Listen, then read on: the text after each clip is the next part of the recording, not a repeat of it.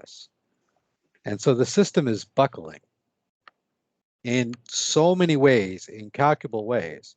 I will tell you this, that there is a news blackout on all of this. This isn't a theory, it's a fact. They're not talking about the countless bodies they're finding all over Europe with the migrants that are being brought in. People are taking them out. More people are aware, everybody is aware and uneasy about what is going on. Though they would publicly, or even in their own private lives, like to go back into their normie shell, they're beginning to realize that that shell offers them no protection.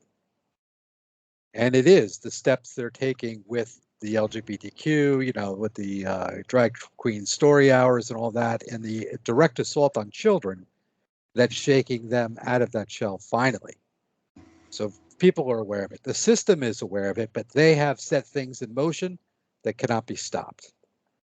So let your heart not be troubled. We are about to see God's big show, and it's going to be great. Get your popcorn ready, because I think over the next, I don't think it's unreasonable to say that over the next 3 to 5 years, everything that we know, what we consider, what the normies consider to be, you know, air quotes normal, is going to be over.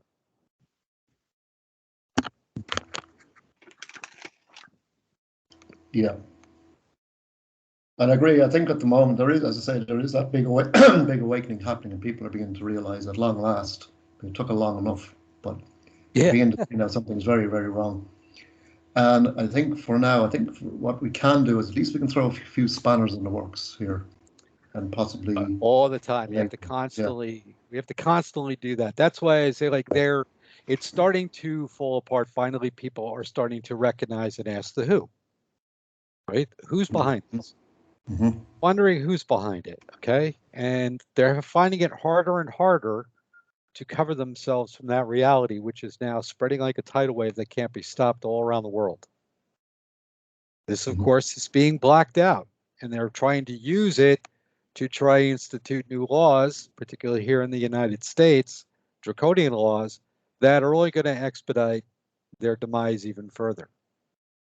Even this, I'm hearing a lot of people, like, again, referencing back to the scapegoats, right? The World Economic Forum and their policies and all that, and even to a degree, communitarianism, right? We know that that's a symptom of the disease, but not the disease itself.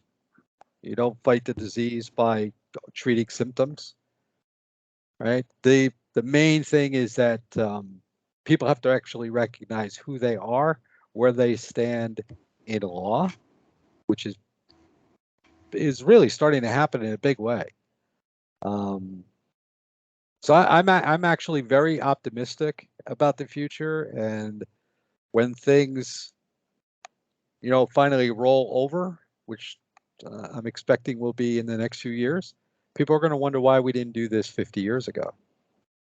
But why did we suffer all this time?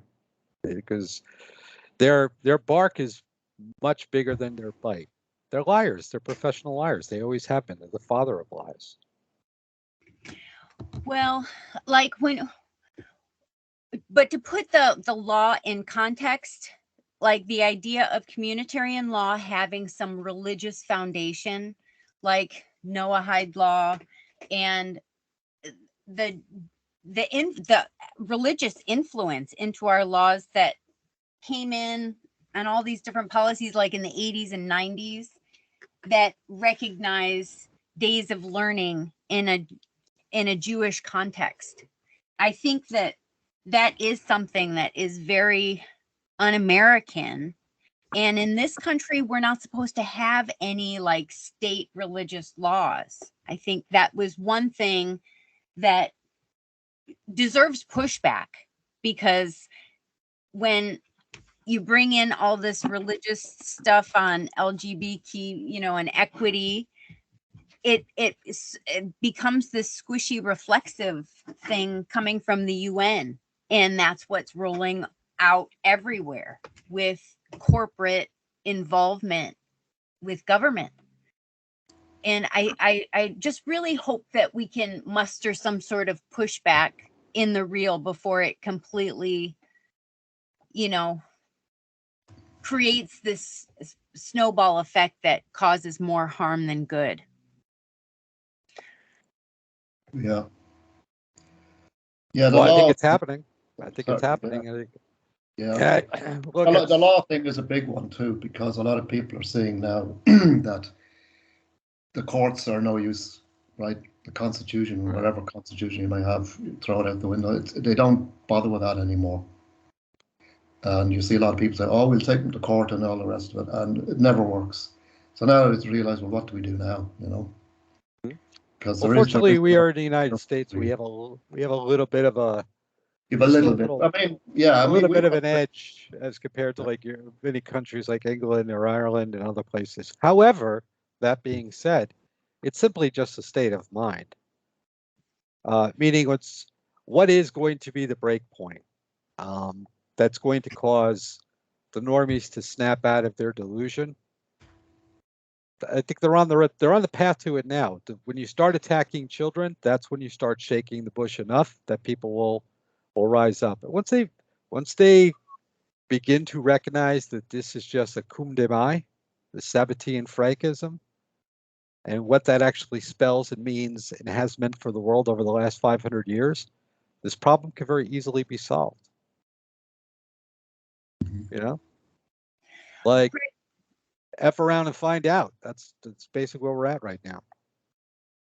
Greg, you were elaborating to Brian what was going on in Israel right now with all these protests and riots, and you seem to have a clear idea of what was going on over there. Well, sure. The Sabbatean Frankists, which represent the finance arm of Judaism, not the Rothschilds, let's put it that way, so to put a face on it, and all of their ilks. And then you have the rabbinical class. You know, the rabbinical class of the black hat, you know, dreidel wearing, you know, basically followers of the Torah. And these two camps have been battling each other for 500 years, working with each other, but, you know, working off of each other as well. Well, back in December, the Sabbatean Frankists, basically through the Israeli Knesset, said they don't need the rabbinicals anymore. And they're going to move the agenda forward without them. So what we have right now is we have a war going on within Judaism itself. And the enemy of our enemy is our friend, right? When two titans are battling out, the best thing to do is get out of the way and let them duke it out. Let them fight. Mm-hmm. And that's what we're seeing in the world right now. What's happening in Israel today is the disunification between the rabbinicals and the Sabbatean Frankists. The Sabbatean Frankists want them gone. They think they don't need to hide behind the cloak of let's call it religiosity, okay? They're blatant open Satanists and they don't care who knows it. You know, they want us to go back to to ancient Samaria, to Mesopotamia, when people put their children up as collateral for loans and they could manipulate markets and basically rape kids with impunity and live a life of harem leaders, but without having to hide behind the cloak of a priest class. Where the rabbinicals think, no, you have to do that behind closed doors. You have to be subversive in that, right? So you have to have the public appearance of being godly, but you can be totally debaucherous, you know, behind the walls of the temple. Anything goes. You know, and as the Sabbatean Frankists say, we don't care. What are we hiding it for? What does it matter? Let's take the velvet glove off of the iron fist and crush all of our opposition. The problem in doing that is that takes the illusion of the normie, that takes the gloves off, and then the normie gets to see the world for what it really is, and they can no longer be in denial of comfort, because that's all people are doing today. They're choosing to remain silent or remain in denial because they're afraid of losing their soft pillow cushions. You know, but the warnings that have always been the have always been a trait within humanity, particularly amongst European peoples, is that you can push us only so far, but once the veil is lifted, then the hell has no fury, because we're going to come at you. We're going to come at you hard.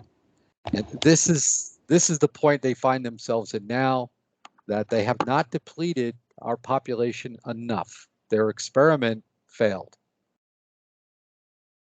It was fairly successful depending on who you talk to. I mean, they did reduce our population levels in all Western countries significantly, not through, I think, the methods that they were originally trying, but simply through like mass immigration. But they can sense it that that's going to come to an end here in the not too distant future. So a wounded animal is when they're most dangerous, and right now they see it all slipping, that it could all slip away. At least I believe that's what their Whopper computer is telling them. And I don't think I'm wrong on that. Look at if anybody's looked into the new AI system that they were or in the process of launching, and all you have to do is ask the computer who are the cause and what is the root of all the economic and social problems in the world. And the computer said, the Jews. And they lost their lunch. Like, wait a minute. Yeah, they lost their cookies about that. But hey, the system doesn't have an opinion. It only calculates all of the facts. Right? And so it's just taking history that's been input and making the determination based on the amount of input that's been put into the system. And when you lift the veil, literally they have been at war with us for 7,000 years. And they give us these little blips of history, and they give these little things of hope, like the United States. The United States, I hate to say it, was a Sabbatean Francus experiment. We are the great Satan of the world. We have been since day one. People don't know it. I'm not saying that the people are evil, but our founding fathers that people laud and think that we're altruistic and we're trying to,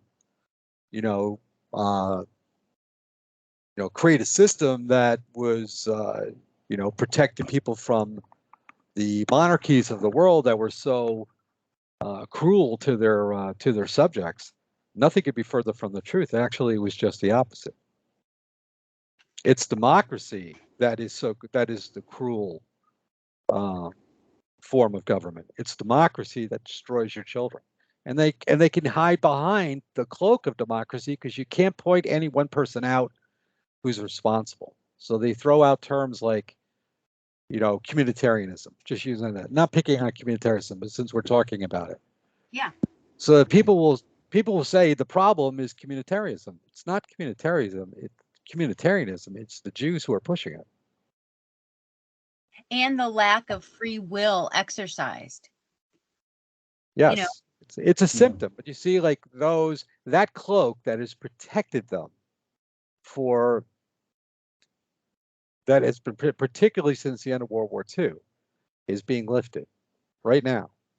And it's being done on a global basis. How they put that genie back in the bottle and bring us back to a period of prosperity to sort of make us forget. They can't do it.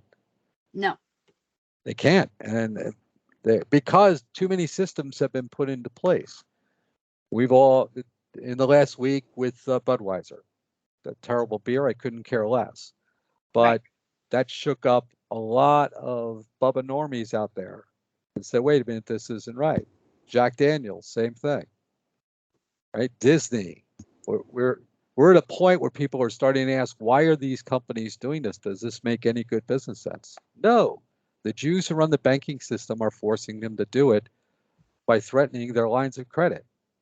And they have so messed up the balance, the honest accounts and measures. The companies don't make money anymore. They're all zombie companies. No corporation in our world today can survive on accounts payable versus accounts receivables. Okay. I did watch a YouTube on how it all all of the power and influence all siphons down, and land holdings siphon down to BlackRock, Vanguard, Blackstone. Yeah, they're cover groups. That's just another front that they're putting out. Who are they? It's the same tribe. It's the same people. Sure. Yeah. So let's create a straw man that everybody will focus on. When in reality, they've been doing this, for thousands of years. Same thing. It's part of a consolidation. Right. Where they have a problem right now is the miscalculation that was COVID. COVID was a disaster on so many levels. Yeah. And main part of it for their economics to create a prosperity cycle. What they did is they juiced the real estate market all over the world by giving BlackRock, Vanguard, State Street, and the others literally trillions of dollars to go around the world to buy up real estate, forcing upward pressure on pricing to the point where it's completely and totally unsustainable. Now here, I don't know about in England, I'm sure it's the same, but or in Ireland, excuse me. April is one of the busiest house shopping months for new home buyers. Naturally, because if you're a young family and you have children, you have to let them get out of school. You don't want to move during the school year, particularly if you're moving any distance away. So kids will be graduating or getting off for summer recess beginning next month in May and some in June. Now is the time you put your bids in, go through the closing, the title searches, approvals and everything, and you get your closing date right after the kids are done with school. This way you can move them, everything is good. So this is the number one time for the real estate market in the United States. And it is, I'm telling you, it is down across the board, probably in excess of 60%. Zillow and the others are out there saying, oh, it's only off by half that, but they lie. They lie. The reality is that nobody's buying right now. So BlackRock just announced on Friday that they're launching a new $30 billion real estate acquisition fund. So they're going to double down and try and prop up the real estate market again. Mm-hmm. And this is going to backfire. I believe it's going to backfire because the first time they did it, it threw everything out of whack to the point where ripples are still spreading from what they did 3 years ago. And the market has to seek its mean, because there's always so many crafty things you can do with finance to get buyers in the door. Once you've outpriced it to the point where 60-70% of your income just goes to keep the roof over your head, you don't have a market anymore. That's where we are now. The average person cannot even rent an apartment in the Western world. Hell, even anywhere in the world today, right? It's gotten so out of whack. Yeah. It's completely out of balance. So you have massive homelessness that's already taking place. You've got the next phase of that, and this is going to hit seniors like you wouldn't believe.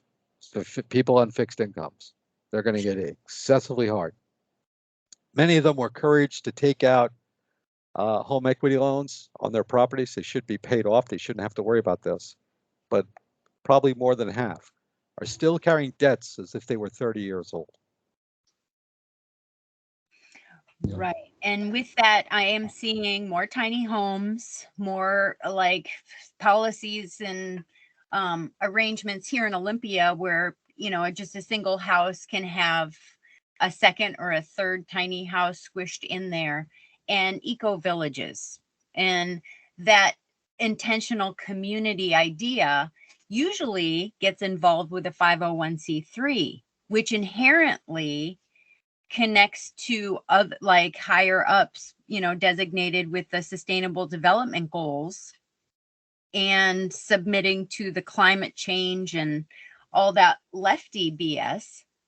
And I can see how that social, cultural push towards we're all in this together, get together and live in these small communities is far easier to control, because none of the people living there have any say on what the property, the ownership of the property. You'll own nothing and be happy. Well, that's not going to work. No, that's some of the tiny houses are quite nice, and they do give you a little bit of. I mean, I'm not opposed to tiny houses per se, but it moving the direction they were trying to take with it, I think is obvious to many people. So, I mean, you can get tiny houses pretty cheap right now. People trying to sell, they can't get rid of them. They're not as big as they were a few years ago. The veil's coming off. That's the bottom line. It's like all these things are ideas that they had thought they could get through. They were rubbing their hands together, frothing at the mouth, saying, we're going to get it, we're going to get it, we're going to get it. The problem is they can't get it if people call them out and identify who their real enemy is before that, because people still we have the power of law to simply say no. We have the Bill of Rights behind us here in the United States, and it's very clear. It is the supreme law of the land, meaning that the Constitution was not ratified by the people. The Bill of Rights was. All we have to do is call it out. Like, what is it about thou shalt not infringe these 10 articles you don't understand? So all of these laws, whether they be communitarian, gun control, LGBTQ, none of this stuff, all of this is tantamount to treason. And every one of these people will have their day of the rope. It's coming. Mm-hmm. You will not stop the National Socialism from rising. It didn't start with Hitler. Look into history. National Socialism has been with us since the beginning. Because it is the natural order. It's not an oppressive totalitarian system. We're living in that now. Always kills me when people, they talk about Germany, and I used to believe this myself, that people lived in a tyrannical, oppressive regime government where they had no rights and freedoms and everything, and I bought into that lie, hook, line, and sinker. But in reality is, they have 10 times the freedoms that we had today. Germans were free to speak out if they had any disagreement with government policy. They could speak out against it any time they want, right? What they couldn't do is to circumvent or try to destabilize the nation, its people, and its system of government. But everybody disagrees about policies. It's all for the betterment. Those policies are designed for the betterment of the average person, the folk, so to speak. What's wrong with that? And they turned a system that was close to where we are now. I mean, I'd say we might even be worse for all we know. And in a couple of years, turn it into the most prosperous system without gold, without their finance, that anybody has ever imagined. So what are we waiting for? Yeah.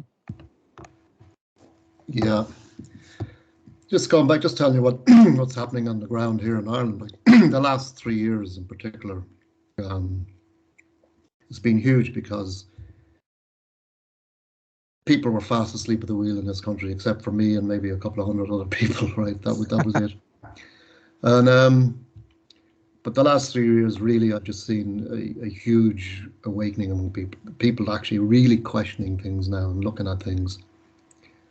I've met people who said they didn't have a clue about anything about World Economic Forum or any of these things back in 2019. Now they know all about them and what they're trying to push. And I think the spirit of the Irish people is rising again. It's good to see. It's beginning to rise again, yeah. And unfortunately, a lot of them are still at the early stages of waking up, but they're waking up pretty fast. So it's a matter of trying to keep let's keep that narrative going, but let's put it in the right direction and not like too angry. I'm seeing a lot of anger out there, which is justifiable, but we need to kind of keep a lid on that and let's think properly here how we can deal with this. And I've just seen there's so many people out protesting now with the whole mass invasion that's happening, the LGBTQ stuff, and the whole jab agenda as well. Sure. Sadly, it's all culminating. It's easier too to wake people up because if you even ask them just a simple question, do you think our country is going in the right direction? Mm-hmm. Can you find even one person that says, "Oh, I love it. I think it's great. The LGBTQ thing is great." Those are radical extremists that think that. And I'm even talking about like quote unquote normies, getting to the normies who generally follow anything. They follow the power structure. Yeah. More than anything, because they refuse. They're afraid. They have fear of offending the wrong people. So they just go along with whatever is the thing to go along with. But inside, privately, they know that this is wrong. Yeah. They know. And the old saying, how I've been able to wake a few people up is particularly older people is you're supposed to leave the world a better place than when you came into it. That's the function of each generation, is to make sure that it doesn't get any worse for your children or your grandchildren, that you will fight to the death if necessary to protect them. Right? And where are we now? Like, these people have to look in the mirror, because the narcissism and this, I hate to say, like, with the baby boomers, because I am a baby boomer, all right, but my generation has failed our children and our grandchildren, and it's incumbent upon us to snap out of our slumber and do what we need to do to protect them. Otherwise, it's going to get terrible real fast. Yeah. But as you said, I mean, they've put their foot in it, because bringing in all these people into this country, we're a small country, we've nowhere to put them, and they're putting them in hotels and B&Bs and guest houses. But now those hotels now are saying, something, we enjoyed being a hotel where we like looking after our guests who come to our country and enjoy it, and we don't want them now full of Afghans or even Ukrainians or anybody like that. We actually want to be a proper functioning hotel. And they're pushing back now. And now the government, are saying, well, where can we put all these people now? So they're just sticking them anywhere. And as I say, they're building these type of modular homes and everything, which is costing a fortune. And people are looking at this going, sorry, this isn't going to work. And then we're also seeing the social problems that are emanating from it as well, because a lot of these migrants are sitting in these hotels, are bored out of their heads, and are causing trouble on the streets. And people are going, enough. And then, of course, what are the government doing? I'm calling them far right and Nazis and fascists and blah, blah, blah. And people are going, hold on a minute. This is, hold on. Our towns or villages are falling apart. Come on. And so, people are beginning to really see now that the governments, our government in particular here, are just a waste of time. And I'd be very interested now in this next election comes up, what actually happens.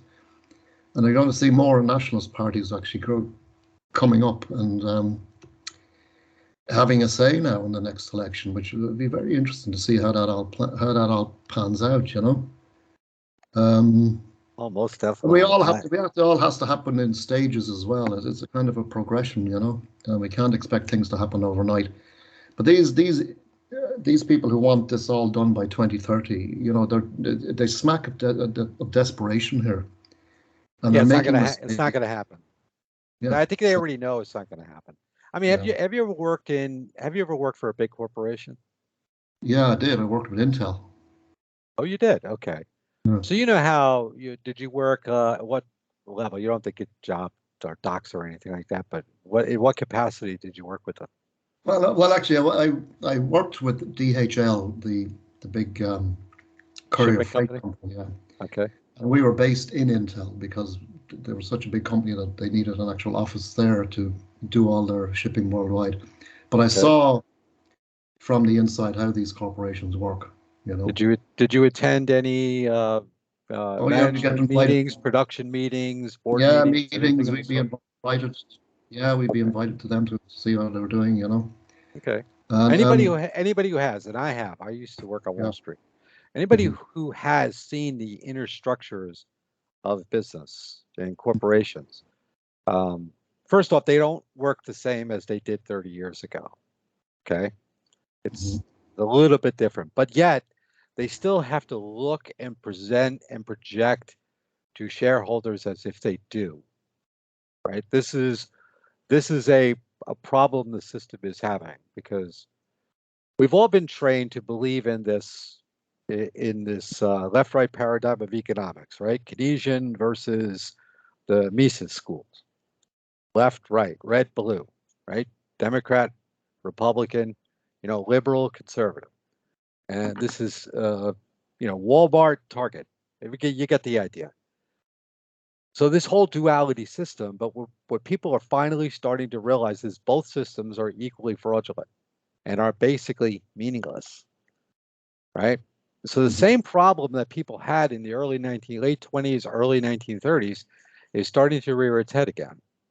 Where a lot of people, you'll see a lot of people in the conspiracy industry will point fingers and say that, oh, the banks and all these people, like they funded Hitler and everything else like that, which completely untrue, and it's been dispelled numerous times. But what they don't realize is that the world was yield starved, and we had a thing called the Great Depression going on. So everybody was trying to find a safe place, not even that they would see a tremendous ROI, but at least that they would at least maintain preservation of capital. So everybody was trying to put money into Germany in the 1930s because the whole world was an absolute mess, and we know who was running that. And that was the only place you could park your money. And up until 1944, realize a profit or 100% preservation of your investment. So where are we today? We're in that same situation. We are a yield-starved world. There's no place you can put your money in any legitimate game unless you're one of these, crooked system pushers, right? Where everything is being manipulated through fire economics, finance, insurance, and real estate behind the scenes to make you rich at the expense of other people. And there are people on the top, like these corporations, that finally have figured out, wait a minute, we're not going to survive this. We're not going to get a seat at this table when the music stops. Our butts are going to get smacked right on the ground. Yeah. So what do? Look, everything has and always shall be, when it comes to business, a Game of Thrones. And so people are going to identify where the problem lies, and they're going to say, what do we need to do, or how do we need to protect, our position, our assets, so that we can make it through this challenge, right? That's coming. Everybody knows it's coming. I don't think anybody's in denial. Most people are. If you look at any financial analysis, they're all saying at this point that we're approaching the wall on a goal. The global economy is approaching the wall at warp speed, and there's nothing we can do. We're going to hit it soon. So right? So what would be your opinion on the priority of these semiconductors in Taiwan and the influence of China wanting to grab that? Is it top priority in your opinion? No, China is another straw dog. Okay, while they present China to be this powerful competitor, it is a well, let's just say their debt makes our debt look like chump change.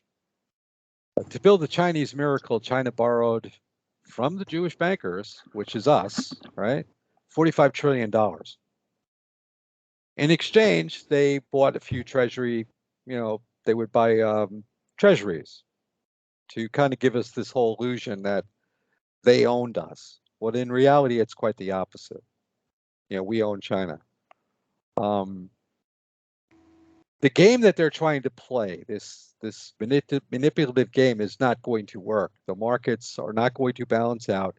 They think that they've always thought that the game was just monopoly anyway, and that we really don't need honest accounts and measures, that they could just cheat and do what they want whenever they want, and it doesn't matter. They've sort of created this alchemy of magic money through the derivatives market. Just place bets. You don't have to produce anything. We'll just get the Chinese to do it, or we'll get the Indians to do it, or we'll get the next group to do it, whoever that might be. But in reality, it's not working out that way. So they need us more than they realize. And this is part of what's going on, what I was mentioned earlier about the war. Because one group is saying, let's crush them, let's bring about our year 6000 prophecy. And the other group is saying, you can't do that. That'll lead to our demise. So we think this is a very, very exciting time to be alive. Like, wow, it's the best and worst of times, like the saying goes, right? Because think about it, throughout the history of humanity, if you sat before God, and God's like, I'm going to bring you into the world, and you're going to go here, and if he said to you, what would be the time, if he asked you, what would be the time you'd like to come into the world? I'm going to bring you into life, into this world. When would you like to be alive? Wouldn't you want to be alive during his greatest show? Because the battle between good and evil is going to culminate, and I don't know how you guys do. I strongly believe that Christ was a gift to all of humanity, to show not to create a kumbaya religion, but to show people what the real difference was between good and evil. And if being able to identify good versus good, what good is and what evil is, makes you a Christian, then I wear that badge with pride. And I think everybody should be a Christian. I'm a Catholic. Okay. And the next show, when he comes, all he has to do is snap his finger, right? And it's over. And we're going to probably be around when it happens. Yep. Well, that's one thing I'm seeing is here again, Ireland always was a staunchly Catholic country, and that there's a war on it now, you can see. And people did foolishly vote for abortion and gay marriage and everything. Now they're realizing what's happening. So they're turning. The Christians are waking up big time, right? And that's good to see. The church is right. The Catholic Church, the original, right? It's yeah. We know that the Catholic Church has got problems, right? But it's not the source of evil in the world. They've actually stood up against evil and built a bulwark against evil. And the reason why evil has risen, because the church has been so thoroughly weakened. That's why you need a strong church, because there is good and evil will use deception to destroy the life of your children and your grandchildren. That's what they've done. So I think where people have, what I see now is that they're so in trouble right now. They don't quite know how to fix it, right? They're trying old things. They know that they're going to have to do some sort of a renaissance, like a Ronald Reagan, bring a Reagan back. But maybe they think that's DeSantis. It's not, for obvious reasons. All of their schemes and games and everything are falling short. And my personal feeling. Go ahead. I got a feeling that RFK Jr. could be in there in the mix. I understand he's throwing his hat in the ring. Throwing his hat in the ring. However, he represents the bankrupt, bereft baby boomer generation. I know that. Yeah, I know. But he's highly compromised, controlled opposition, and I think it's just a desperate attempt to try and keep as many baby boomers engaged in the old system and not look at what's really happening in the world. Like keep them looking at the past rather than in the future. But what he will do, though, I think he will waken more people up, particularly to big pharma and a lot of the other stuff that's happening. And then it will be just a progression. People will just see it and will progress themselves. You know what I mean? So, fine. My biggest problem with him is that he's been one of the biggest proponents and advocates for world communism. Yeah, and he's a climate change enthusiast as well. Yeah, climate change. He's a big supporter. He's a big advocate. Speaks, glowingly about Churchill, Roosevelt, and Stalin. Mm-hmm. He's a communist. So I always think that it started to suspect it pretty early on in the COVID with him that like, why are they dusting him off to be the arbiter of rationality and reason? And it's just to fool people into lull them.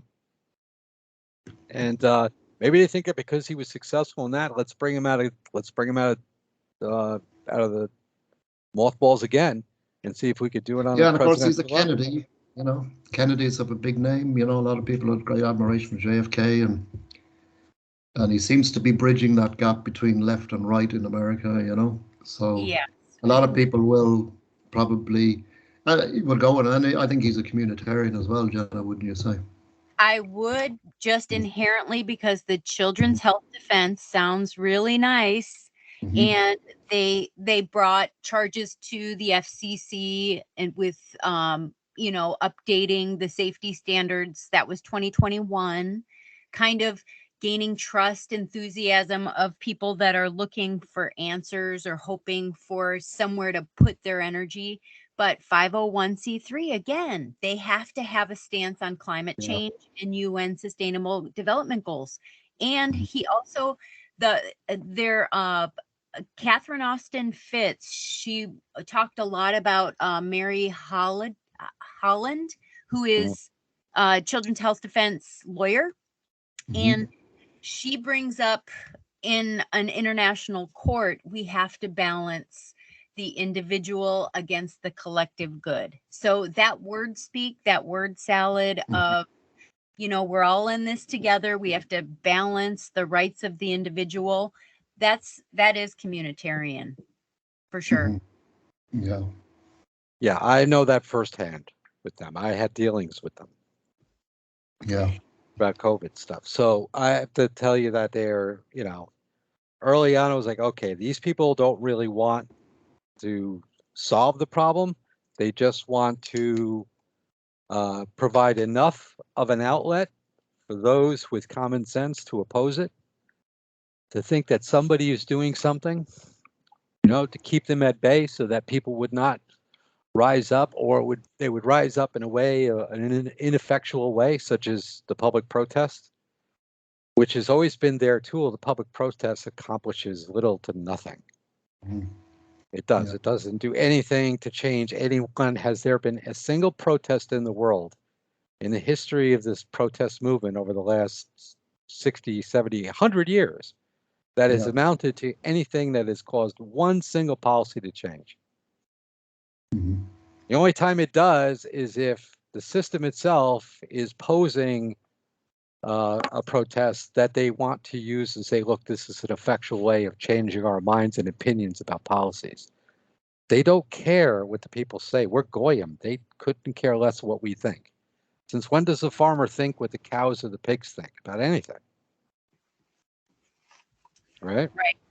Yeah. So, and how far do all of the people actually look into how the investment of crony capitalism is, stealing money through all of this taxation and all of these extra measures and land. It's like you have to beg for a permit to build a doghouse on your property. All of those monies are further investing into land trusts, land seizures,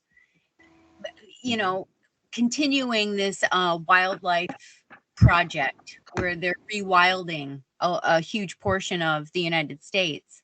but things like that, they can sound pretty and they can sound good for the climate. Can I stop you there, though? Because I hear that all the time from people, but I see just the opposite. Go on. I see them on a full-out attack against anything nature. And they're not interested in preserving anything wild. They want to pave over and turn this into a Borg world. They hate natural environments. They hate wild animals. Anything that's from God, they despise. And so they have these nice sounding phrases like and a lot of people have bought into it, even like, well, we have to restrict growth. It's not the people that are turning farmland into suburban, people farms. It's them. And they do it because they're like, they just can't stand the natural world. They hate it with a passion. They do, and I've seen it as well. It was in Cambridge in the UK, the university town. There's an avenue of beautiful old trees, oak trees, sycamore trees, whatever, and they want to knock all them down to build cycle paths. I mean, what? Right. I mean, this is nuts. But that's your climate change people for you. I mean, these people are idiots, really, and more and more people are seeing through it. I mean, how can you justify that?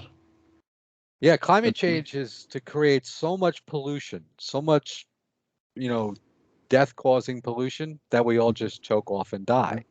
That's the climate change. We're not experiencing any real climate change of any kind anyway. We never have. It's all been, and it's so obvious. Like, it just always changes. It has ups and downs, and and it's just a cycle of life. That's all it is, But there's and I think we're going into a cooling period, at least what we're being told, the grand solar minimum. So, when it gets hot, then there are people out there that push the narratives that it's because of global warming. When it gets cold, they say it's climate change. When they do this, and so people don't even know. Like we've had a period of the last 2 or 3 weeks where it's been like 90 degrees, and there are actually people in Florida who think that 90 degrees is unusual in March and April. We are coming up to a 5-minute break, so stay tuned and we'll be back.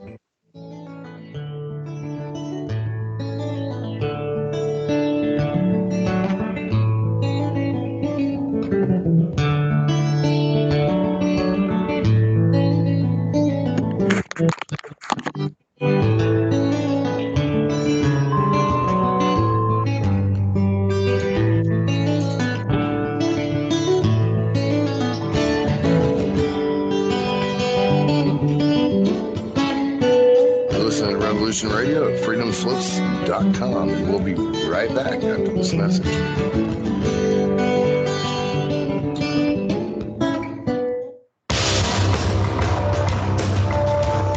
Hello, my name is Mr. Rowe.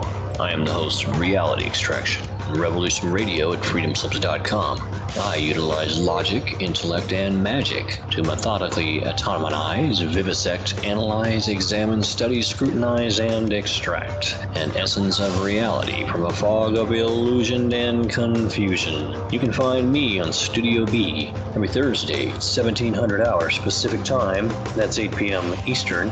No topic taboo, no subject too strange. I strive to take a neutral standpoint during the dissection of the topic at hand. That's Reality Extraction with Mr. Rowe on Revolution Radio.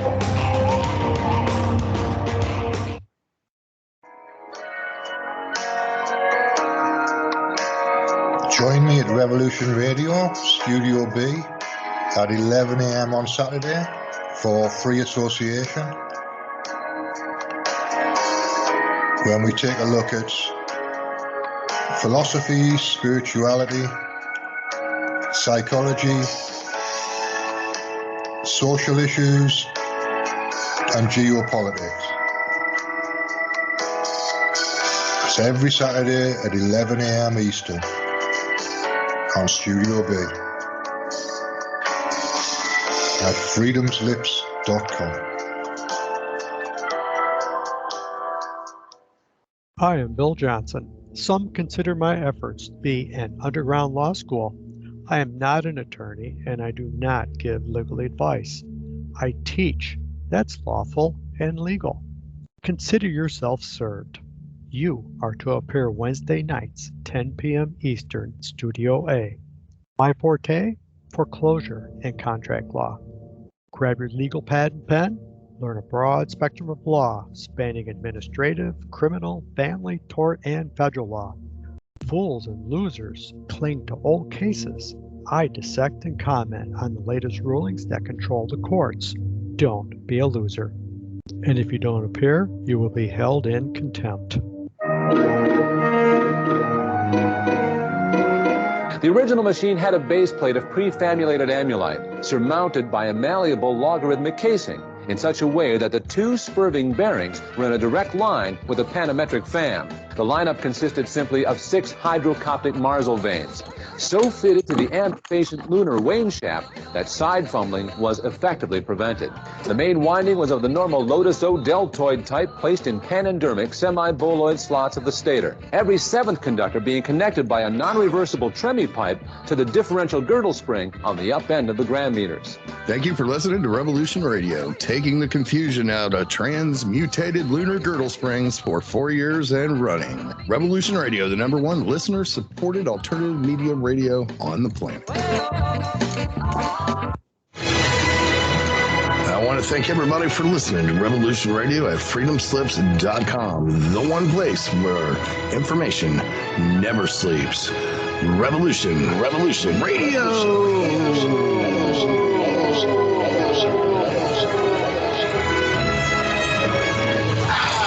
Let's show them what we got.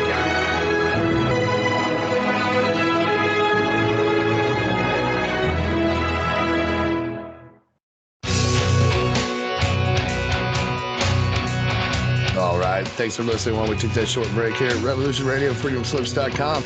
And now we're going to get back to your host.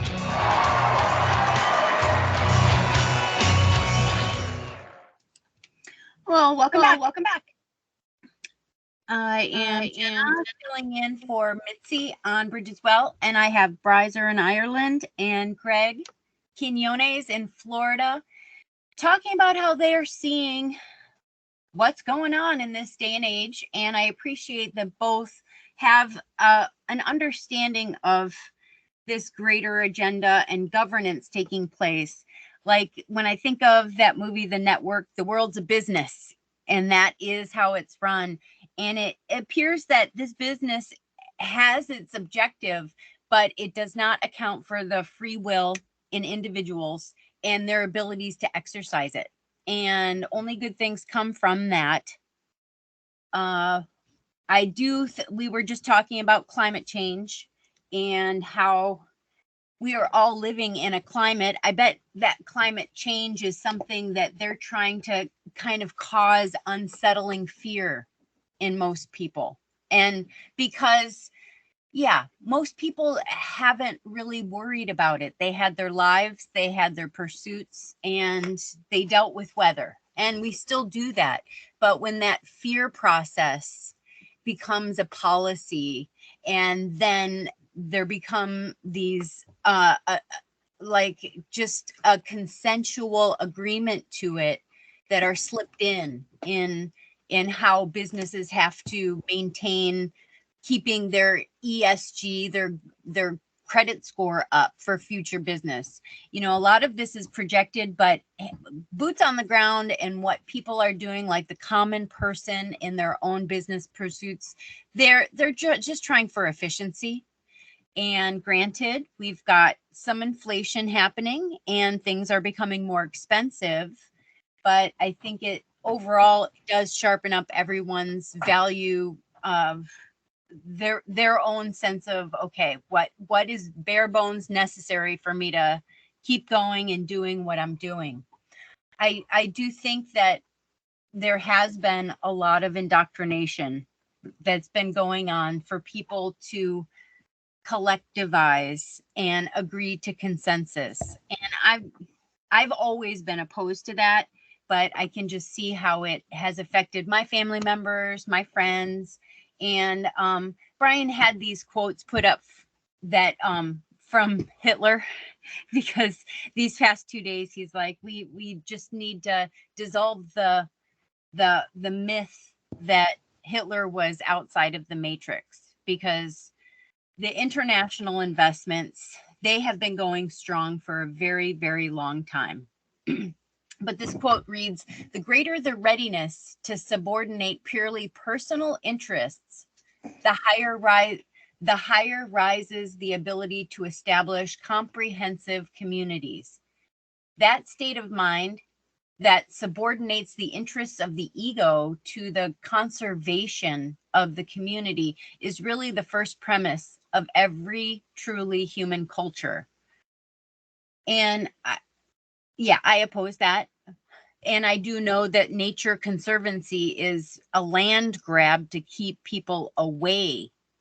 So my thought is, I think that's where the lefties got, I don't know, brainwashed into believing, we need to preserve nature, not interact or utilize those resources on an independent level. Meanwhile, those huge corporations, they're wiping them all out because no one is prepared or, created their livelihood about using natural resources. And I think that went with the industrial age. So those were my thoughts. And did anything, do either of you have a comment on that? Yeah, I mean, you sent me those quotes there, Jenna, and yeah, it's interesting that he said that. Again, it's very difficult to know exactly what would have happened if Germany had won the war. We don't know. Now Hitler, obviously he did some really great things. He got rid of the Jewish bankers.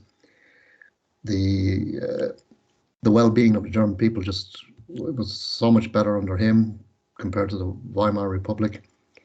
And I think they needed a kind of an authoritarian leader to kind of sort the mess out. And I think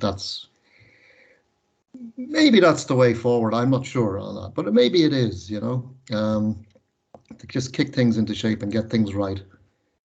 And yes, he does believe in private property, but he also said that, the state should also have control there as well. Now, I would have a tendency like you not to go along with that.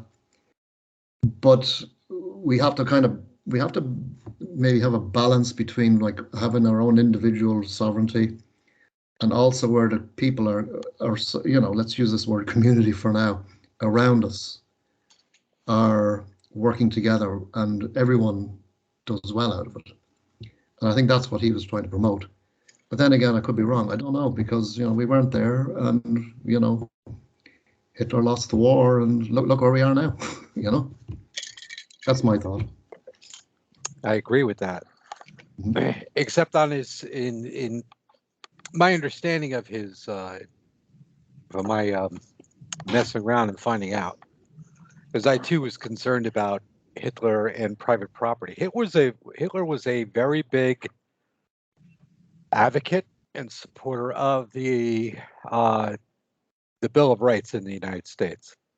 He wanted that for Germany, but after the war, he could not bring it while the revolutionaries were still at bay. He was still fighting communists internally. His opinion about private property and that the state should have some control of private property, again, stems back to he was dealing with subversion on a level that is just unimaginable. The Bolsheviks are relentless and they will subvert you in any way they can. And so to have corporations buying up tracts of land and then using the guise of private property to be able to commit subversive acts that would bring harm to the German government as well as the German people, that's what he stood against. But for the common people, the German worker, he encouraged private property ownership. He made it happen like no one has ever done before. He's have kids and we'll take away we'll eliminate your mortgage. There was more home ownership and private property ownership under Hitler than there as a percentage of its population than in any society before or since. Yeah. So yeah, Gaddafi in Libya tried to do the same thing as well, and look what happened to him. Right. So a lot of what we hear is just the propaganda side. Again, you're right. We were not there, but the people like spoke out. That the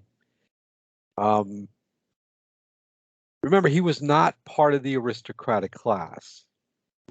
He was the child of a German bureaucrat grunt. He was a nobody. And no, his mother didn't work for the Rothschilds. No, he doesn't have Jewish lineage. All right. It's just all of this is just constant stuff that they put out there to churn, to try and discredit him, so that people won't focus on it, because it does represent the system's greatest threat. And that's why they're so vehemently, all these years later, still demonizing him as if he were alive today, as if we were actually dealing with Germany to this day. Yeah, I know. And he's supposed to be the most evil man that ever lived, you know. I mean, come on. Right. Stalin, anybody? Mao Zedong? You know? No. Right. And who were they? Those were the ones who the Jewish bankers funded and financed, not Adolf Hitler. Adolf Hitler got very little money. They were coming after people's land. Yeah, they were coming after people's land to take it all and use it for the good of the state, and where they would reap the benefits of it, and the people just live in absolute squalor. And that's exactly what happened under communism, you know. Sure. But for many years, I was like everybody was like, well, I didn't know if Hitler was this bad guy. Is the way I was raised that he was, and then I started to do a little digging into it myself, and aside from the propaganda, I mean, really started looking to some of the. There are some great books out there that are written about the German economic miracle, and there are some great videos out there that people can research, but I always like try to find original source as opposed to, interpretation. And you will find some really interesting things that, you'll change your mind. Well, the perspective of all the forced labor for progress is pretty incredible. Now, my source, I was reading Solzhenitsyn. So someone did tell me that he was an agent and not operative. There's no way he could have survived by it was tyrannical from early 1900s up until like 1950s, the forced labor, and just getting as many people incarcerated and into forced camps. Reading those stories was heart-wrenching because it was awful, but I'm not too sure how much that Germany had forced labor as well. And that video incorporated how they were building cars, and Ford was providing means for car production with forced labor, that sort of stuff. I guess there is forced labor in prisons today, so that's relative to what is happening in the United States, because we have more prisons than anywhere in the world. Where am I going with this? It's just, I would love to have more references to read about what went on in that era, as far as book recommendations. I'd appreciate that. Sure, I'll get you some. Sure. And then we could post them on a website or whatever. People should. They really need to understand the difference of what actually was being done, as opposed to what paid shills, right? Anthony Sutton and others, who totally distorted the economic model of Germany. Germany was not based on a forced labor system. It just wasn't. And they never, even at the height of the war, had enough prisoners in order to run their economy on a forced model system. It was pure production. Yeah, well, I mean, their forced labor actually came in when when the war was going to start, and the Jews who didn't go to Palestine or to America or wherever said, right, the war's coming, we're going to use you. If you don't leave, we're going to put you into these camps, right? And it wasn't really forced labor either. I mean, they had pretty good conditions. I mean, okay, you might say it's in these days, was it that great? But they weren't treated badly. Maybe bad things did happen in the war. Again, we don't know. We weren't there. But the forced labor, I thought, was just during the war, just to help the war effort. That was it. Before that, there was no forced labor. The Germans, what they needed very to productive people, just went out and did it.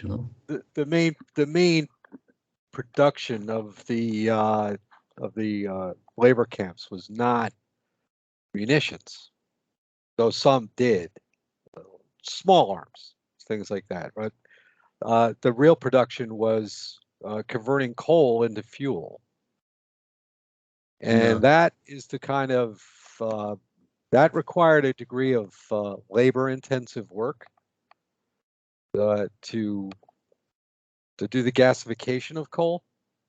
Right? It's funny how they've sort of eliminated that technology from the market, right? Yeah, exactly. Yeah. Right, but I mean, they were the first ones to do it, and they ran an entire war machine on it. So that says something about it. Like what what we have in a lot of places, particularly in the United States, is a lot of coal. Yeah. So, and why wasn't he looking at free energy concepts as well, wasn't he? He was. Yeah. So he was so far, because they had taken the restrictions off the corporatization. Their terminology of the word corporate is different from our term today, right? Their word for corporation was Germany as a whole. You play for Team Germany, and like any competition, you play to win. Yeah. And the fruits of that victory are shared with everybody, not equally, not under a communist thing, but based on one's effort to make it happen. And it's a natural system for people because nobody is exploiting the system. Nobody's labor is being stolen or being abused. Not by finance, not by labor movements like labor unions, not by the government itself. It's all for Germany itself, and it should be that way for everybody. It's not just, wow, that's so radical. No, that's the way things always used to be. You think that's the way Rome operated. That's the way Athens did things. Every country did things that way. I mean, and that's what kept things alive. Where they went to war with each other wasn't even over money. In many cases, a lot of times it was over women. Yeah. Okay, but see, that's. So continue. Sorry, Greg. Right. So we get a skewed view of history that distorts everything, and then it's easy to create these ripples, and they're going overtime. A lot of people going overtime because they're being told we have to continually discredit the German model. More now than ever, because more people are finding out that it actually was good. Yeah. They can only have the truth for so long, and now it's starting the veil is being lifted, and the world's finding out that the good guys lost the war. I mean, I don't know if you guys see. Then I'll stop talking. There was a Quinnipiac poll in the U.S., and this was just a couple of weeks ago. And they published their findings. It was all over Twitter. People were posting it on Twitter and other social media, Telegram. They asked a sampling of 100,000 people. Quinnipiac has never done a poll of that large of a sampling, which kind of gives you pause as to why they would poll that many people and ask them if the good guys won World War II. And between the 47% that said no and those that were on the fence, which means they're afraid to say yes or no, which means they mean no. That total, right, was nearly 68% of the population now thinks the good guys lost World War II. Yeah. Do you know what they were doing on the other side of that? Do you know what the people who sponsored that poll were doing? Pulling their hair out. Because the narrative that they have spent huge vast sums of money. I mean, they've expelled a level of propaganda that you would think that they've got everybody brainwashed into 1984, and it's not working. Yeah. You could say the same about Mussolini in Italy as well. You know, that's always thrown around that Mussolini said that fascism is the merger between corporations and the state. I think what you explained it very well there, Greg, that the corporation was actually the country, the people, the corp, the body, you know. The corporation is the state is the people. So that's what he meant. But in the West, where we have this this view of corporations as being unchartered entities. Right? Yeah, and everyone in his government were all experts in their own field. So if the Department of Agriculture was a farmer, the industrialist was a guy who knew about industry, or the finance man knew about money, all of this type of stuff. Now I remember also, it was interesting when I saw this video about one of these travel vloggers. He was in North Korea, right? And he didn't know what to expect there. We hear all these bad things about North Korea.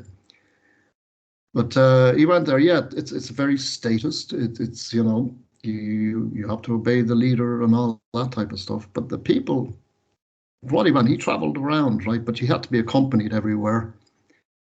But he said there's no way they could have set everything up for tourists that you have to see what so they put out a good picture. From what this guy saw, that there was no poverty in North Korea. They were growing food in every scrap of land they could find. Okay. There was no Wi-Fi. There was none of this stuff that we have in the West, right? And the people seem to be very, very happy. Now, would I live in North Korea? Probably not. But for the North Koreans, or for maybe it's an Asian mentality, that's what they like, and they were happy. So I don't see North Korea as any kind of a threat to anybody. They're doing their own thing. And yeah, it's just interesting to kind of watch that, because we think it's this horrible, oppressive place. But I think the North Koreans are probably happier than we are. I would imagine they are. Yeah. So it's funny when you want to watch these things, Well, what about South Korea? Well, I think South Korea is probably worse. I think, yeah, because it's the Americans came in there, the Korean War. What was that all about? Sure. And you might even say the same about China. Yeah, we hear all these bad things about it, but Chinese don't seem to be too bothered too much. I mean, I don't know. I'm not there. I don't know. But they seem to like that kind of authority figure there to be in charge. And they're very obedient type of people. So, yeah. But that's not what we would want here. But I think we're more sovereignty minded, to be able to do our own thing and mind our own business and do, and not have government interference. As less government, the better. But there's always a way, we will always find a way. The problem is we just got criminals running the show at the moment, and they're making a mess of it, as Greg was saying. And their time is coming, and they're going to be gone. Hopefully, it's they pushed too far. So in this, oh, go ahead, Greg. Did you have something to add? I was going to say they are, and they will. Shall we say this? People will be talking about this in thousands of years from now, the way we talk about the Egyptians. This time frame, because nothing has changed. We're still this. They're still using the same playbook on us to control us as they did against the Egyptians. They do the same thing. Nothing has changed. And we're going to see a big change soon, because like I said, it's this is culminating now. Finally, it's going to culminate. It's to a point they could control things on a local, nation by nation, just a city state by city state basis. They were able to do that for thousands of years, but now we have this thing called the internet, and I think they're realizing they messed up bringing this forward. They thought they could use it as a means, as a psyop machine. You know, bring out the Alex Jones, bring the always bring the Michael Aquino system. You know, are you familiar, Brizer, with Michael Aquino? Have you heard of him? No. He was. Don't know.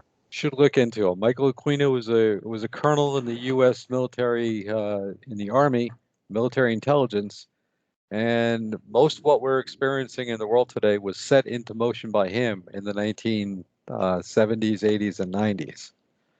If you've ever heard of Kay Briggs, she did an interview in the 90s. Kay Briggs, I've heard that name, yeah. All right, watch her interview, and all that she talks about, that was all Michael Aquino. Her husband used to work with them. And that entire PSYOP operation has now been just completely covered the entire world, that every nation is doing it to their own people now. And see, this is why I say it's at the end. This is unsustainable, using their like buzzwords, right? But in the real sense of the word, is they're forcing people's hand. They can manipulate people long enough, so long as they get some, you know, they have a little peace in their lives. They get to raise their family. They see opportunity for themselves. You can keep people at illusion, and they'll slip into a matrix system, and they'll fight and defend it with their very lives. But what they're on the doorstep of doing now, nobody is going to or is willing to support them. This an example of that is Ukraine. They have been for over a year with a huge propaganda effort tried to drum up support so that they can bring recruiting levels back up in the U.S. military, and they've fallen to all-time lows. Yeah. So people are figuring them out. Like, so if they're having a hard time keeping their Zog system going, and they need their Zog bots to do that, they can't find any more Zog bots, then the end is nigh. And I think they're sensing that as well. The table is turning. So we all need to be, we don't need to be black-pilled about things. I think we need to be optimistic about it and consider what's coming. Yeah. When it does break, we're all going to be living like they are in North Korea, right? Yeah. We're going to turn every inch of land into farming, because the idea of on-time distribution and all these things, that's not natural. No, it's not. Not the way things work.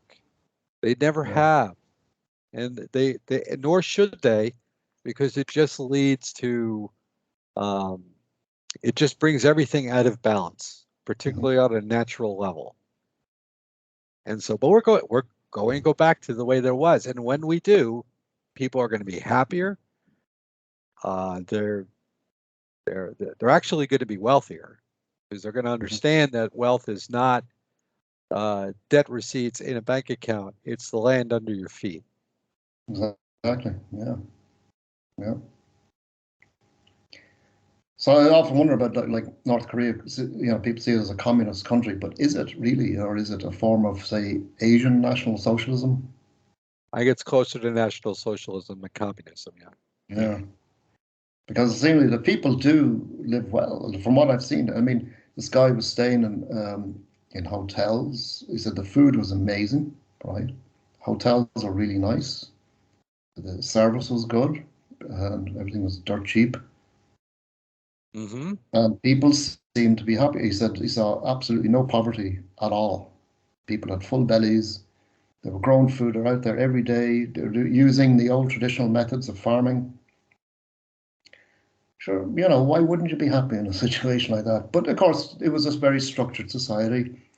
And, you couldn't insult the leader, Kim Jong-un or whatever his name is. Well, are we not? We are more structured than they are.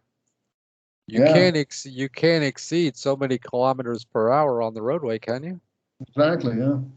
So I mean, what is it that to say that you can't criticize the leader, which would act as what they're really trying to say is that they just don't want people blackpilling because everybody has to work together, and it's the revolutionary spirit of coming in and subverting that by subverting particularly the leader. Right? How many football teams can you play on where everybody on the team badmouths the coach? I mean, we're not, we have to kind of, get over these things that have been presented to us as what they call totalitarianism. We're living in totalitarianism right now. Yeah. Democracy is the highest form of human oppression there is. It's communism. Communism being the loaded term. But what is communism? People think it's an oppressive system. No, it's usury and sodomy. It's what it is. And they've always been, quote, communist. They just put a face on it and said, let's do it. Now they try to, with communitarianism, it's the same word. Let's see if too many people are, they've done the polling. Too many people are turned off by the word communism. They like the word commune. Maybe we can make up another word. Yeah, the word community. Everyone loves the word community, Right. Oh, yeah. People love it. Like, if they've never heard of it, they're like, that sounds great. Better than any other ism on earth. But someone said that I should always include Talmudic communitarianism.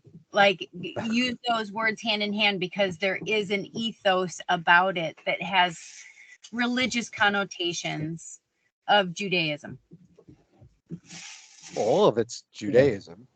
Yeah. It's created by them, to keep the goy at bay. It's all a bad idea, but so has democracy. So has what they call representative republicanism. Right? And even modern day capitalism comes with usury as well. So that's another, Capitalism is also, listen, do you know that 100 years ago, if you were called a capitalist, those were fighting words? People understood what the word capitalism meant. Like, they did not, in the U.S., particularly, back before the turn of the century or prior to World War One, you get punched in the jaw if you told people you were a capitalist, because people understood what it was. Capitalism is corporatism. It is big business controlling everything, crushing the little guy, squeezing them out, regulating them out of existence, and turning them all into debt slaves through usury. Yeah. So what's the great thing about capitalism? People don't even understand the word. It's to decapitate. That's true. Yeah. So the reality is that's not what we are. We're supposed to be a free enterprise entrepreneurial system, a free enterprise-based system, which means every man is free to do his own business venture, any business venture they wish. You cannot deny, no man has the right or the authority to deny another man to contract with another, period. Yeah. So would you guys agree with the likes of Larkin Rose and these anarchism, voluntarism, that type of thing? Or is that another psyop or what? I like what it says, but I'm not a big fan of Larkin Rose. Yeah. I'm sorry, I just don't. Again, he says some good things, but then there's other things that I will totally disagree with him on, but because he still leaves out a lot of loose ends, I think he's the Sabbatine Frankist, to be honest with you. He works for them. I think what he does is he puts the narrative out of freedom, liberty, equality, and all that BS. American French Revolution nonsense, which was the seed point to which we're in this mess today. It was the system by which this evil cabal was able to gain its stronghold and its foothold and take over the world. You know, what we need to do is to think in terms of we need legitimate monarchy. Hey man, return of the king. Let's go. Yeah. You know. Well, we had a monarchy in Ireland back in the old days, and it worked very well. We had a Brehon law system, which was God's law, basically natural law, and sure.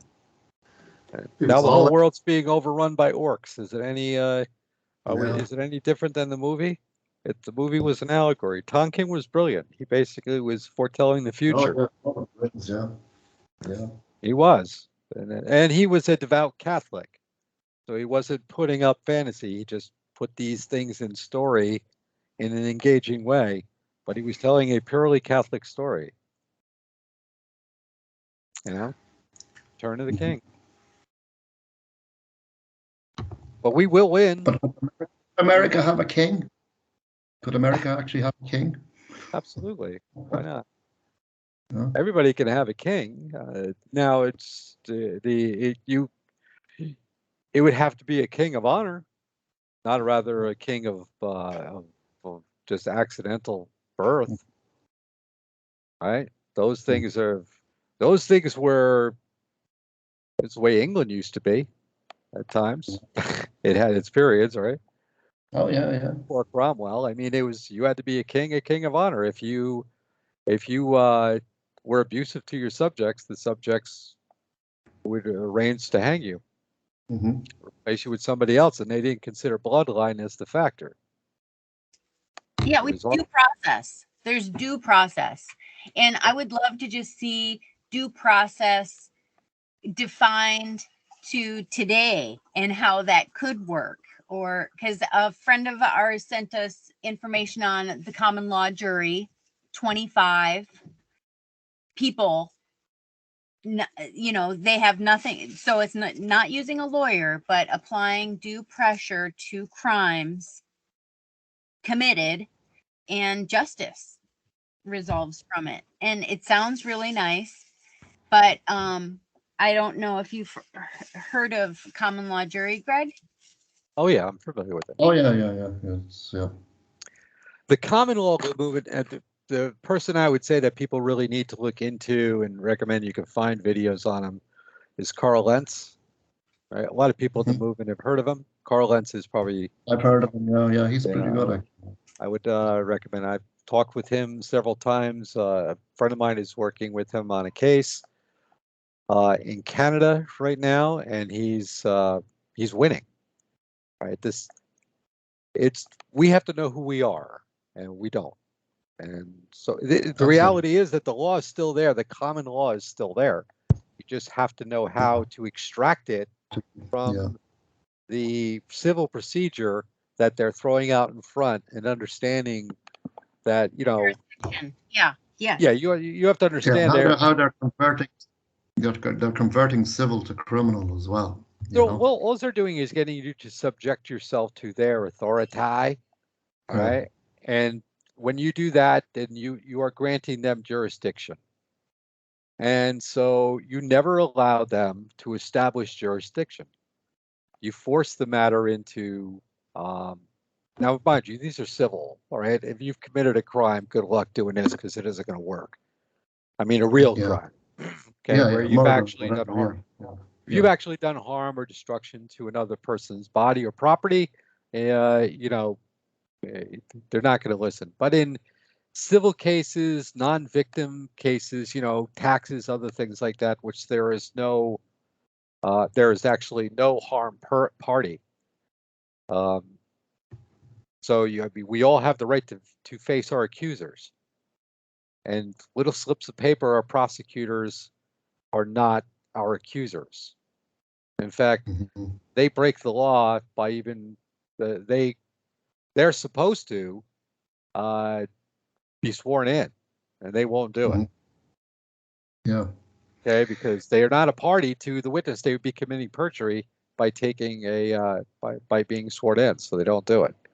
So it's even easy to get them thrown out of a case simply by knowing what the law is. Now, some people like to call that the common law. It's just the law. The law, that's it. And they have to abide by the system. They're all Freemasons. And there's a simple rule in Freemasonry that it isn't stealing if you don't get caught. So don't get caught. Don't get caught. Get away with it. Yeah. That's it. That's how they operate, yeah. That's how they operate.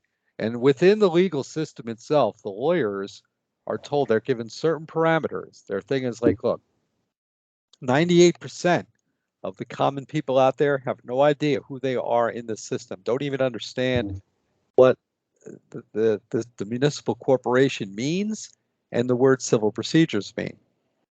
So they subjugate themselves, or they go and hire an attorney or a barrister who works for the court. So by doing so, it's an immediate admission of guilt. And that's why, how do you plea? Okay, so you're immediately accepting the court's jurisdiction by simply hiring an attorney. Exactly. So first things first is never hire an attorney. No. The next things first is, I do not consent to these procedures. Okay, and I do not accept the title of defendant unless the court can indisputably, all right, we can, through substantial proof and evidence, show that I am, that I'm in violation, or they have harmed another man or woman by action. They have a right to, but I have the right to face my accusers.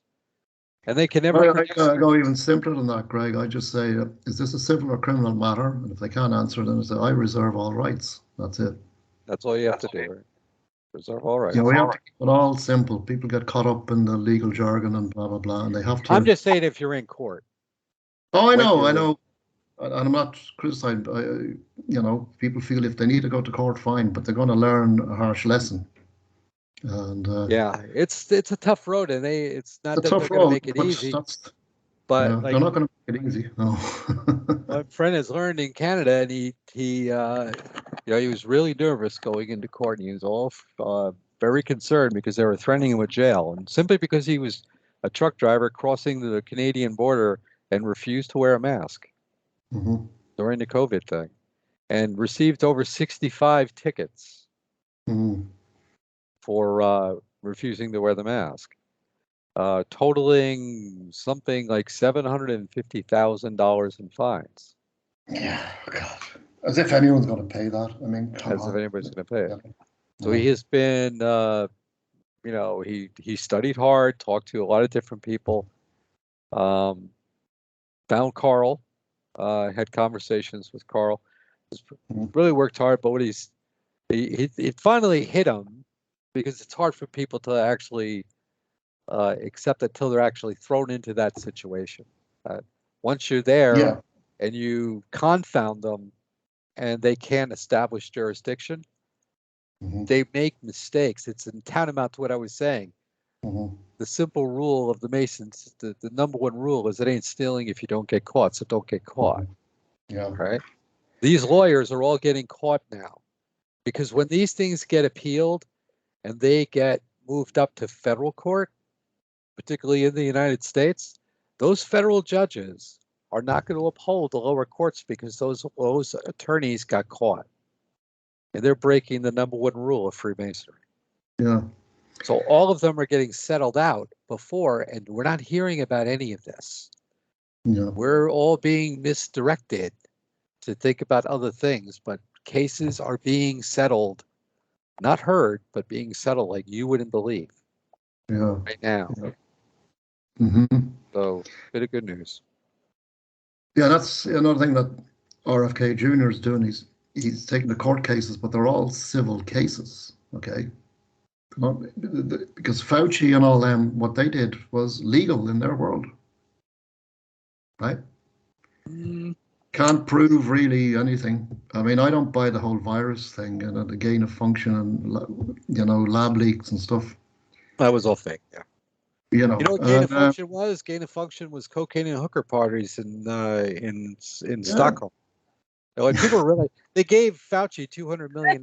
They built a bunch of buildings. They got caught. They were all arrested, including Fauci, with charges dropped. There was a big cocaine and hooker party. Who knows, little kids there too. Yeah. And the Swedish police raided the party, and it was they were all there for the gain of function conference. All these scientists. These are the same people that tell us that nuclear bombs exist. That we went to the moon. Yeah. I mean, all this is BS. I'm sorry, it's lies. There aren't fake. nuclear bombs. Most of it's all fake. Most of it's fake. Once you understand that it's all fake, and I mean, not everything is fake, but most of it is. And once we kind of take that, scientism is fake. So anything that's like a scientism-based thing, like nuclear weapons, like moon landings, all these things, those are fake and gay, and they're fake and gay. They are, yeah, absolutely. Yeah, they just are. I did talk to a friend that was doing a deep dive into the biodigital convergence and these liquid CRISPR 3D printed materials that were used by NASA for mirror imaging fake space landings. And it was at NASA's website. The same thing, the telecom company started this 130 years ago with the telegraph system, and they realized that they could graft money from the government by promoting technological advancements, and they were granted a lot. But the secret is they always had to produce a certain amount, like actually make certain things happen, and then they can continue the graft. Right? The graft is, we want to develop a national long distance system, not only across the United States and Canada, but around the world. Who paid for that? AT&T didn't pay for it. Not a dime came out of their pocket for that. Sure. Okay. All the taxpayers became the surety of that, and trillions of dollars were transferred. And they did the same thing. And that's all the moon landing was about. That's all the nuclear. That's all the nuclear weapons program is about. It's just grafting. That's what the railroad system was about, right? Now, don't get it twisted. They have created nuclear bombs, but they do not work in a state of inertia.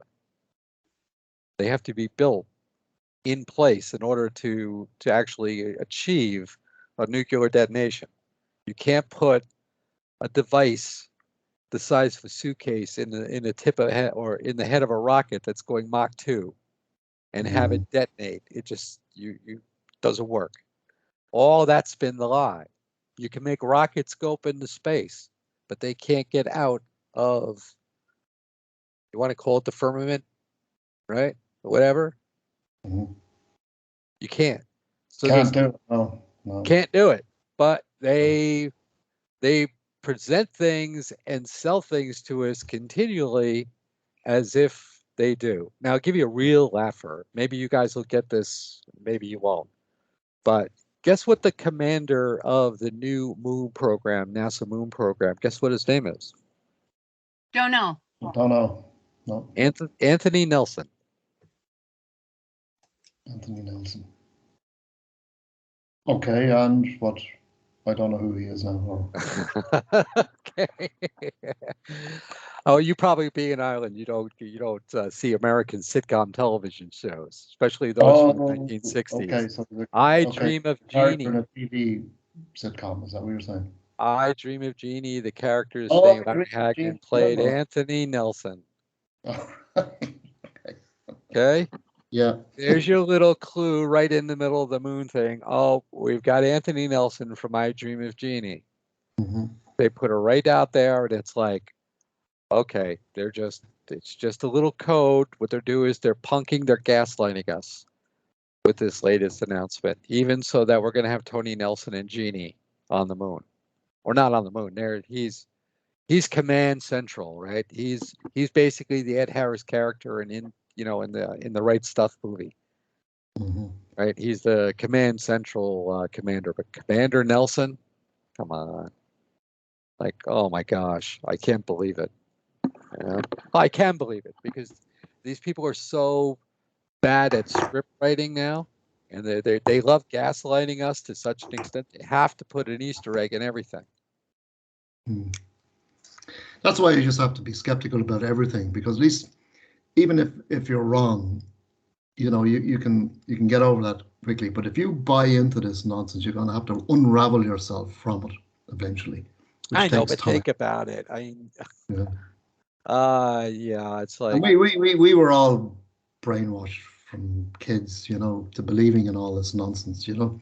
Right. Yeah. Then the next thing they're gonna do is they're gonna throw us some super spy agent named Steve Austin. Okay, it's just, come on, you know. I'm serious. That's why they threw it. They threw it out there as an Easter egg to see how many people will catch it, knowing that the boomers are probably the ones that some boomers probably will. Probably it's a test to see how smart the boomers are. Like, let's throw out like Tony Nelson as the commander, let the wink, wink, nod, nod, and see how many of them come back and figure that one out. You know, because it's just that's just not a coincidence. Sorry. Otherwise, it would even if it was too coincidentally thought, and if his name really was Anthony Nelson, they would omit it from news stories, because who really thinks of command center or the mission control commanders? They don't talk. They talk about astronauts, right? So here, like, oh my God, I can't believe they're doing. But I can because. And it wasn't in only 2 years ago. They said 2 or 3 years ago before COVID. So let's say 4 years ago, they were the same people were saying that we couldn't go to the moon because all the Apollo technology was lost. Wow. Yeah.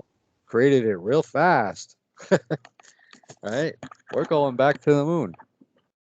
People don't know. I went to Japan in not that I wouldn't, that they didn't know me, but okay, they don't know because they have no clue about like nuclear bombs, right? They hear all this stuff, they see movies when it's like, okay, have you ever been to a place where a nuclear bomb has been detonated? No, I haven't. I know people have been to Nagasaki though, and they say it's a thriving city. I have been there. I told you that. I've been there. I think on one of our broadcasts, I told you I've been there. And that's when I first started questioning that. Like, how? And this was back in the 1989.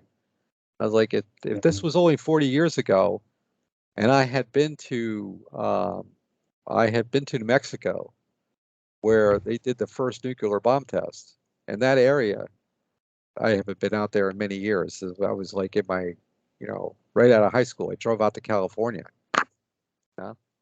and we stopped in many places, including where the first nuclear bomb was detonated in New Mexico, and it was all surrounded by fence and barbed wire. A huge area, right? It was like a whole 7-mile or 10-mile area, completely fenced off with warning signs, no trespassing, radiation levels, blah blah blah blah. And we've all been told that it remains hot, radioactive for 20,000 years. So how on earth could they build a city in less than 40 years where 1 million people are living and everybody's walking around healthy? And then when you see the buildings that they say were that had, these are buildings as museums that they didn't destroy so that people can see, the results of the nuclear bomb. And you look at it and you're like, how could those buildings have stood when every other building gets knocked out? It was firebombed. It was just another Dresden. That's all it was. Just firebombed. That's what I was told, because I met a Japanese woman here. She was over here. I met an old friend of mine from school who moved to Japan and married a Japanese woman who was from Nagasaki. And I just happened to ask the question, like, what actually happened? And he just said straight out, it was firebombed. It was firebombed. Yeah. So, like Dresden. That's all Kabbalah. That's all Jewish mysticism. It's all this scientism stuff. It's the fear porn, everything they do, like climate change. This is all Kabbalah. It's a cum de mai. And people have to, as people need to awaken to that. That's the real thing people need to awaken to, so they can identify and realize, like, okay, these New Age things, all this is Kabbalah. It's all Jewish mysticism. It's all been designed to weaken us and separate us from God. Yeah. And it's like, and that's all we have to do is say no to the devil. Stop, because you can't serve two masters. If there's anything in the Bible, anybody says, "Oh, you believe in the Bible?" Oh, I believe one thing in the Bible over anything else in the Bible. I don't care what you quote me. Is that you cannot serve two masters. No, you can't. Yeah. You know, so don't ask me to worship the devil and God at the same time. Mm-hmm. You know, those people are kidding themselves and fooling themselves, and they're going to wind up, you know, gnashing of teeth for that. You know, and more people are coming to that realization. I see it all the time now, more and more and more. It's actually, I'm very inspired by it. It's like, even people that I do a lot of, we're doing a lot of our own gardening, you know, growing food. Mm-hmm. And people thought that we were crazy. A lot of the neighbors, because we live in a development. Mm-hmm. And now more and more people come to us, you know, a couple times a week, Mm-hmm. asking for help and pointers and other things like that, because they see like, wow, my God, I can't believe you guys have these. And we don't. It's not even that big. Yeah. It's not even It that is big. a magnet. It's a magnet. It's a carbon sequestering technique. You're bringing people in once you put that Exactly. focus there, and it's fun. Yeah. They're attracted Fun, to yeah. it. Yeah, they're Yeah, we attracted. got Why they're doing chickens. is because Yeah. it's because nature kicks in at that point, and they go, oh, what's better? Would you rather go buy it, you know, go to Aldi's and buy this, or raise it and grow it yourself, knowing that it's, you know, you can't get any fresher when you pick it from the garden that day. Exactly. Yeah. Brizer, are you planting some seeds this spring? Well, we got a garden, you know, a backyard here, but we got dogs here and the chicken. And we've had the last March and April has just been a washout here. It's like a freaking mud bath out there. But we have. You're not in growing season yet, not in Ireland yet. Right? Not yet, no. But we have a lot of pots and growing herbs and different things, you know. So yeah, we've stored a bit of food up and everything, so we're doing all right, you know. But we have chickens. They give us eggs every day. I'm eating eggs like I've never eaten them before, and we're giving it to our neighbours as well, and they love it. You know, no one's complaining about it. I mean, they had this avian flu scare, and I just like laughed. Okay, whatever, bring it on, guys. No one came near us. You know, that was a direct assault on homestead farming and trying to dissuade people from going into it themselves. Absolutely, that was a complete joke. It didn't work. No, it didn't work. No, it backfired completely. Yeah. Well, it didn't work on us, but I think there were like millions of chickens that got slaughtered. Yeah, but they were the idiots who bought into it. They were the big producers who bought into it, you know. Right. And you know what happened with those millions of chickens that got slaughtered? They got packaged and shipped to China. Oh. Well, that's the end of the show. Thank you for coming on, Greg and Brizer. I really enjoyed it. Thank you, Jenna. Yeah.